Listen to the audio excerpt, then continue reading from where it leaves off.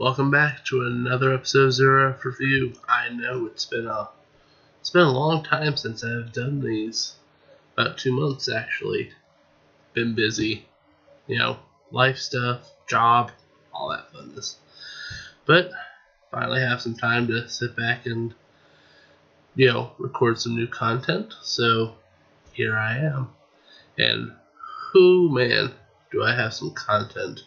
So much so that I'm splitting it up into, I believe, 7? Yes, 7 parts.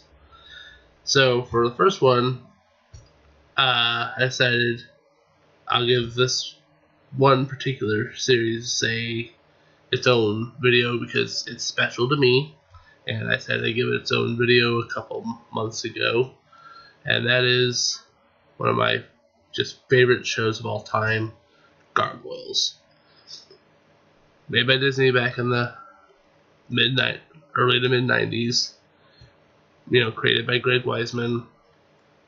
For the uninitiated, it's about a group of gargoyles, it's the title, who are cursed to live in stone for over 1,000 years. And the only way their curse will be lifted is if the castle that they protected rose above the clouds. So when that finally happens, they awaken in what is then modern day New York, circa 1994. And the show takes off from there, shows them combating and coming to terms with the fact that they've just woken up, from a 1,000-year slumber, having to cope with the new world that they live in, and making new friends and allies and enemies. It's an excellent series, all told. I love the show. It's one of my favorites. It has an amazing cast. It had I got to go to my eye. It has some great story arcs, some amazing characters, and how do I put this? This is back in the 90s, so a lot of shows from that time period, itchy nose. A lot of shows from that time period had, they really laid it on thick when it came to the moral of today's story is type stuff. To the point where some shows that didn't have that stuff, put into the show itself, would have PSAs at the end of each episode, public service announcements. Teaching kids about safety or, good morals, stuff like that. Sonic says, Sailor Moon says, etc. Gargoyles had that too, except they wrote those things into, the episode. They didn't have, a thing at the end of the episode, where the characters talk directly to the audience and, spit out, in big letters what the, in big bright letters, this is what the point of the episode was. That said, the episodes where they did do that were, they laid it on a little thick sometimes. Specifically episodes like The Green, which is, Green, Save the Rainforest episode, or, A Lighthouse in the Sea of Time, which is, pro reading, and Deadly Force, which is, gun safety. Now, The Green lays it on pretty thick, but Lighthouse in the Sea of Time and Deadly Force, however, while they do lay it on a little thick, I appreciate them for at least one reason. with a lot of shows, whenever they did a very special episode, as it were, the characters would learn some important thing, and then that's it. They'd forget it by the time by the time the next episode came along. It wouldn't be it wouldn't be something that stuck around or helped the characters out. But with Gargoyles, it was different. Deadly Force. One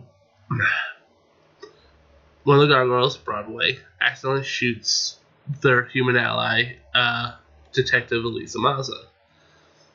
And the show doesn't do this whole thing where, guns are bad, guns are dangerous, don't ever use guns.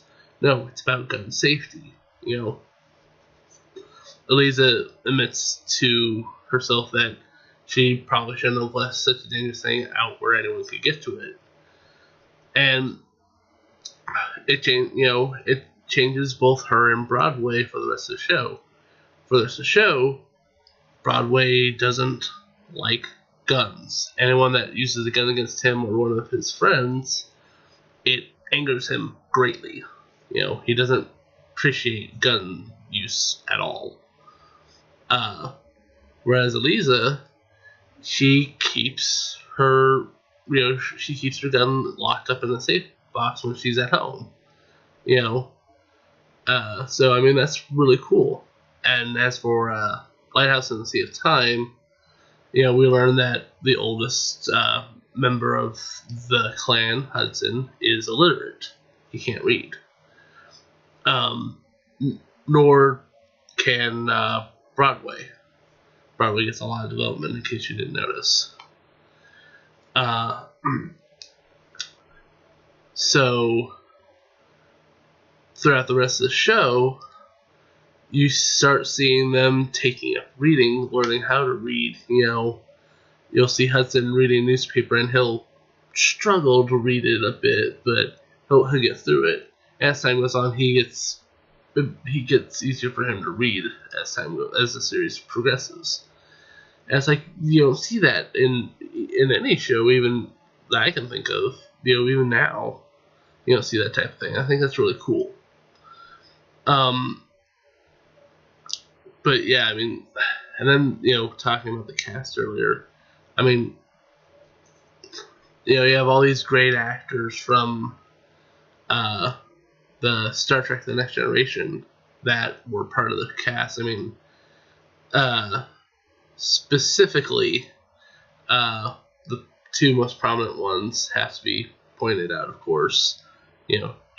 Jonathan Frakes as David Xanatos, one of the lead villains of the series, and of course the other big bad main villain of the series, Demona, played by Marina Sirtis. They're both excellently written characters, and the performances that are given by the actors are great. Just phenomenal stuff throughout the series. Yeah, you see my feet getting mixed up back there because cold feet. So, anyways, lost my train of thought. But yeah, like I said, the thing that makes the show so great is this nice mix of action, adventure, science fiction, fantasy, comedy, drama, a little romance. It's got it all, The show's currently available on DVD, all except the third season, which most Gargoyle fans don't care about the third season because it's pretty much looked upon as just terrible, and it was pretty bad. It had highlights like any season, but it was, pretty terrible all told. So, being at the first two seasons on DVD, season one's its own set, season two split into two sets because it's considerably larger than season one. about what, almost like what?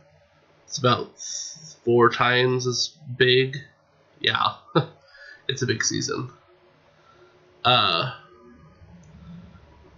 highly recommend the series. I think it's pretty damn great. It's one of my favorites. And that's all I really have to say about it. So, see you when I do part 2 of this big 2-month catch-up series. Later.